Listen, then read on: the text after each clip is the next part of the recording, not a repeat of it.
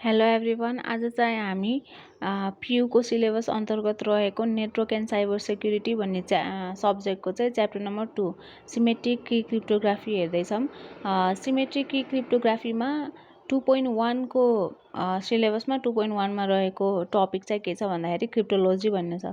क्रिप्टोलोजीको hierarchy चाहिँ हामीले यसरी ट्री बनाएर हेर्न सक्छौँ। क्रिप्टोलोजीको हायरार्कीमा क्रिप्टोलोजीको दुईवटा ब्रान्चेसहरू हुन्छ, एउटा क्रिप्टोग्राफी एउटा क्रिप्टो एनालाइसिस। क्रिप्टोग्राफी र क्रिप्टो एनालाइसिस दुईटै क्रिप्टोलोजीभित्र पर्ने टपिक्सहरू हो है। क्रिप्टोग्राफी चाहिँ दुई तरिकाको हुन्छ, एउटा चाहिँ जुनले सेम की युज गर्छ, एउटा चाहिँ असिमेट्रिक जुनले चाहिँ डिफ्रेन्ट की युज गर्छ है। अब क्रिप्टोग्राफीमा चाहिँ सिमेट्रिक की क्रिप्टोग्राफी भन्ने हुन्छ, अर्को असिमेट्रिक की क्रिप्टोग्राफी भन्ने हुन्छ। अब सिमेट्रिकमा चाहिँ नि धेरै प्रकारको क्रिप्टोग्राफी किजहरू हुन्छ होइन, त्यो चाहिँ हामी पछि हेर्ने नै छौँ।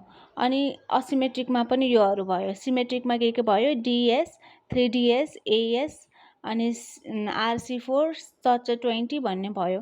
अनि त्यसपछि असिमेट्रिक कीमा आरएसए, इसिसी, डिएच आदि इत्यादि भयो। यिनीहरू चाहिँ हामीले जुन जुन सिलेबसमा छ त्यो हामीले हेर्नेछौँ, अरू हेर्ने छैनौँ।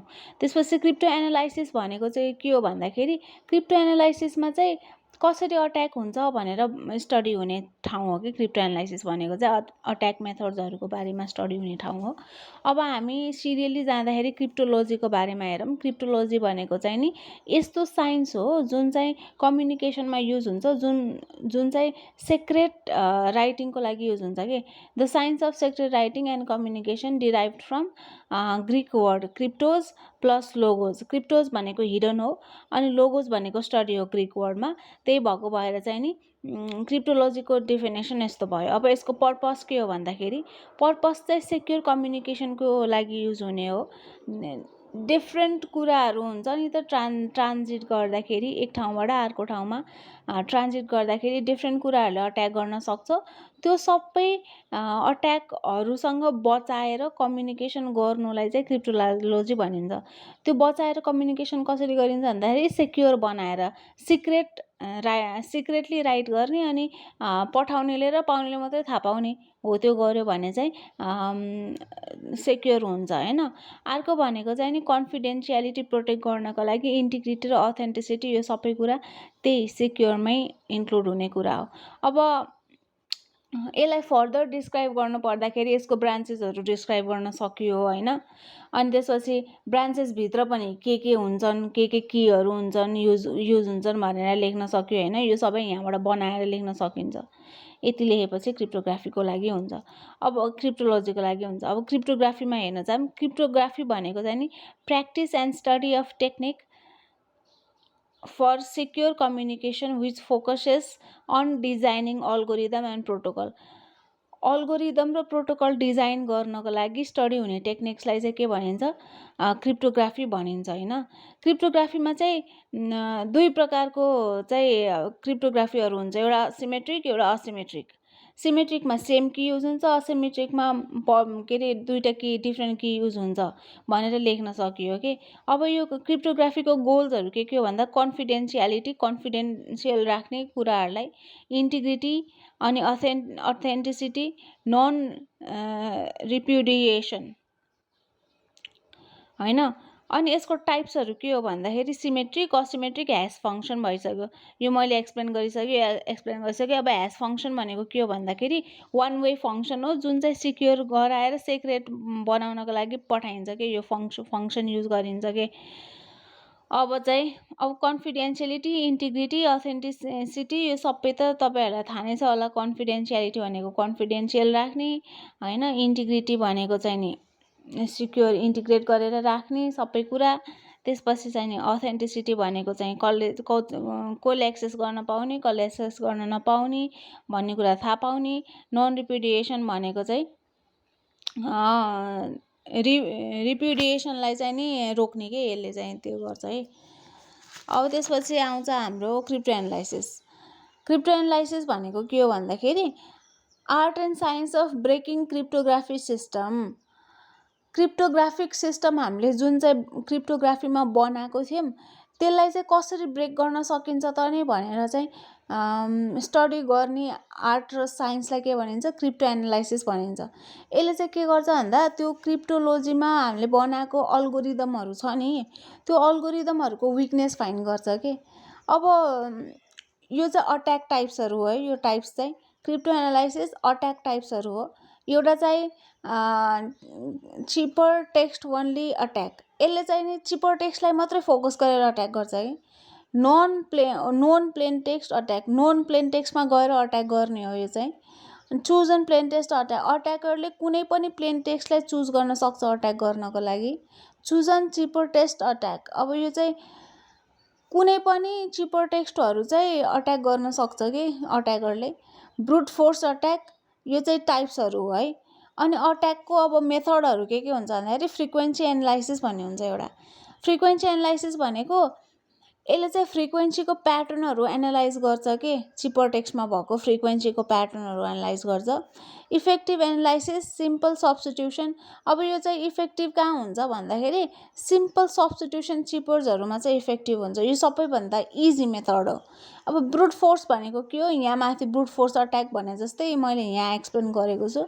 ब्रुट फोर्स भनेको चाहिँ नि सबै पोसिबल कीहरू चाहिँ ट्राई गरेको गर्छ कि करेक्ट नथाहा पाउने जेलसम्म। अब यो ट्राई गर्नको लागि टाइम धेरै लाग्छ। टाइम भनेको 2n फर n बिट की भनेर लाग्छ होइन, यो चाहिँ टाइम भयो। अब अर्को म्याथमेटिकल एनालाइसिस भनेको त्यो अल्गोरिदममा भएको म्याथमेटिकल प्रपर्टिजहरूलाई एक्सप्लोइट गरिदिन्छ कि अट्याकरले।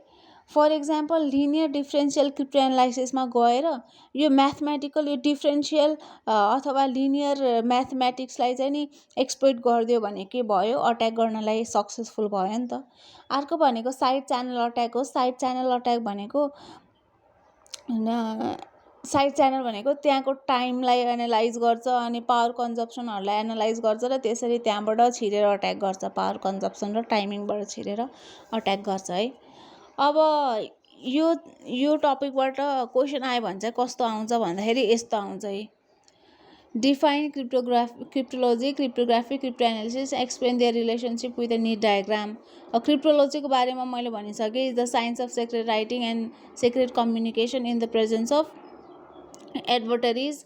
The term comes from Greek word, यो भइहाल्यो। पर्पस नि अनि मैले भनिसकेँ प्रोटेक्ट गर्नको लागि, सेक्योर कम्युनिकेसनको लागि होइन।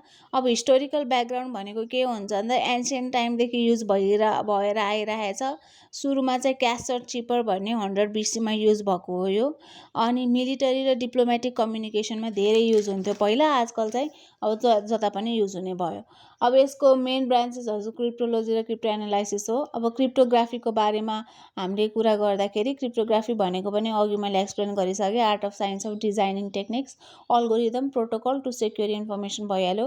गोल पनि मैले अघि भनिसकेँ, कन्फिडेन्सियालिटी, इन्फर्मेसन सेक्रेट राख्नको लागि, इन्टिग्रिटी, अनअथोराइज्ड मान्छेहरूलाई चाहिँ डाटा मोडिफाई गर्न नदिनको लागि, अथेन्टिकेसन भनेको चाहिँ आइडेन्टिटी भेरिफाई गर्नको लागि, नन रेपुटेसन भनेको चाहिँ नि प्रिभेन्ट्स डिनायल अफ परफर्म्ड एक्सन।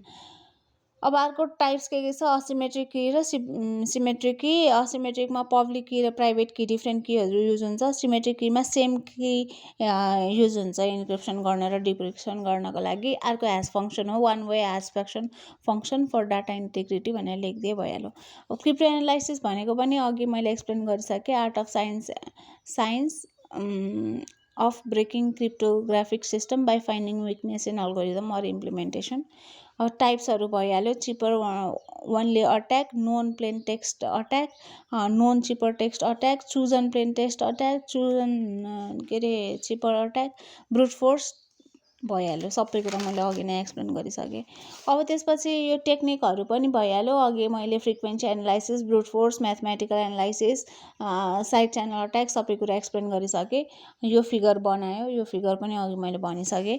अनि त्यसपछि चाहिँ नि अब रिलेसनसिप थाहा पाउन पर्दाखेरि क्रिप्टोलोजी इज अ अम्ब्रेला फिल्ड, यहीँबाट एक्सप्लेन गर्न सकिन्छ। क्रिप्टोलोजी भनेको अम्ब्रेला फिल्ड भयो।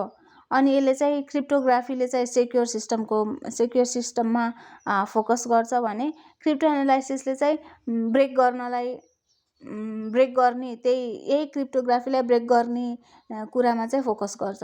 किन यो चाहिन्छ त नि भन्दाखेरि भोलि गएर अट्याकरले यो चाहिँ जसरी पनि अट्याक गरेर हाम्रो डेटाहरू लिएर जान सक्छ।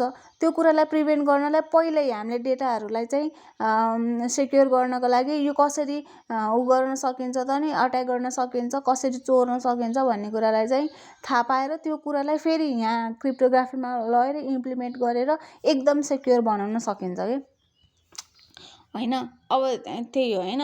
अनि both field complement each other. यो क्रिप्टोग्राफी र क्रिप्टो एनालाइसिस दुइटैले चाहिँ नि इच अदरलाई कम्प्लिमेन्ट गर्छ। क्रिप्टो एनालाइसिसले विकनेस थाहा पाउँछ अनि क्रिप्टोग्राफीले त्यही विकनेसलाई फेरि इम्प्रुभ गर्न हेल्प गर्छ। ल यो च्याप्टर नम्बर 2 को 2.1 चाहिँ हामीले यहीँ आएर एन्ड गर्छौँ। अब अर्को भिडियोमा चाहिँ 2.2 हेरौँला है त।